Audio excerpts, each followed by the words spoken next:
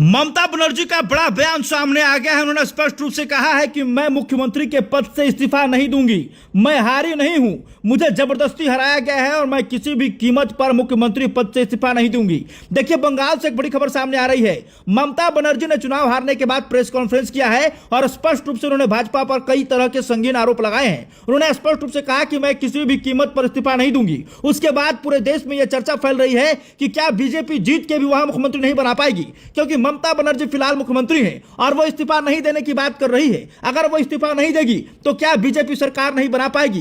क्या चुनाव जीतकर भी बीजेपी को जो है वो खाली हाथ लौटना पड़ेगा? ये एक बड़ा सवाल आ रहा है। देखिए, पश्चिम बंगाल में चुनाव हारने के बाद ममता बनर्जी ने आरोप लगाया कि उनकी लड़ाई बीजेपी से नहीं बल्कि चुनाव आयोग से थी। उन्होंने आरोप लगाया कि चुनाव आयोग ने बहुत गंदा खेल खेला है, मैंने ऐसा चुनाव पहले कभी नहीं देखा।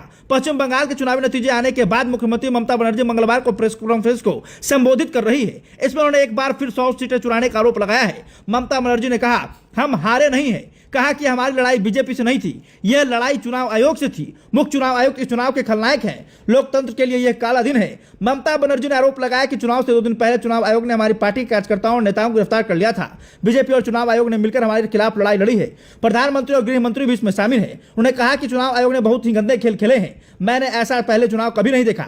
ममता बनर्जी ने कहा कि कल सोनिया जी और राहुल ने मुझे फोन किया था, अखिलेश, तेजस्वी, केजरीवाल और हेमंत ने मुझे फोन किया। इंडिया ब्लॉक की एकजुटता बहुत मजबूत है। अखिलेश कल कोलकाता आ रहे हैं। उन्होंने कहा कि बीजेपी ने जीत के लिए हर पैतरे का इस्तेमाल किया, सारी मशीनरी बदल दी गई। इंडिया गठबंधन पूरी तरह मेरे साथ है। हमने चुनाव में ऐसी अराजकता कभी नहीं देखी। यह तस्वीर ने हर किसी को हैरान कर दिया है। ममता बनर्जी ने कई तरह की संगीन आरोप लगाए हैं प्रेस कॉन्फ्रेंस कर। देखिए इस पूरी तस्वीर को, आगे का पूरा वाक्य हम आपको पूरे विस्तार रूप से बता रहे हैं। ममता बनर्जी ने कहा, मैं एक आजाद पंछी हूं, मैंने अपनी पूरी जिंदगी सेवा में लगा दी है। उन्होंने आरोप लगाते हुए कहा कि मेरी सीट के लिए गिनती के 5 राउंड बाकी थे।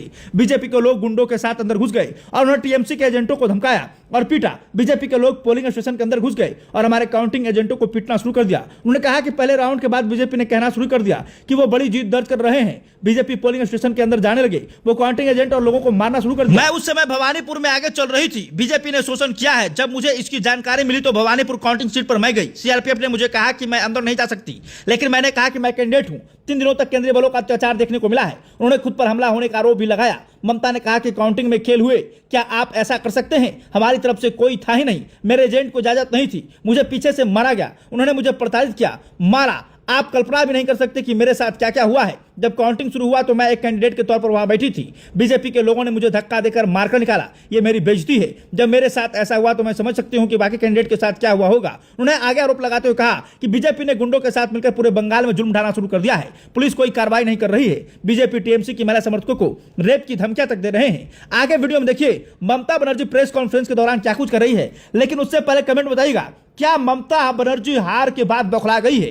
ताकि वो इस तरह की बयानबाजी जो कर रही है उसे साफ प्रतीत होता है। बीजेपी के समर्थक कह रहे हैं कि ममता हार के बाद बौखला गई है, इसलिए वो कह रहे कि मुख्यमंत्री पद से इस्तीफा नहीं देंगे। लेकिन इस्तीफा तो देना ही पड़ेगा। बंगाल में नया मुख्यमंत्री बनेगा और बंगाल शांतिपूर्ण रूप से चलेगा। आगे देखिए क्या कुछ कर रही है Mamata Banerjee. Up to the final result, even you didn't wait to see the 5 round, 6 round, and after that campaigning with the press media, the BJP went to the inside of the polling station and they started beating the people, beating the counting agents.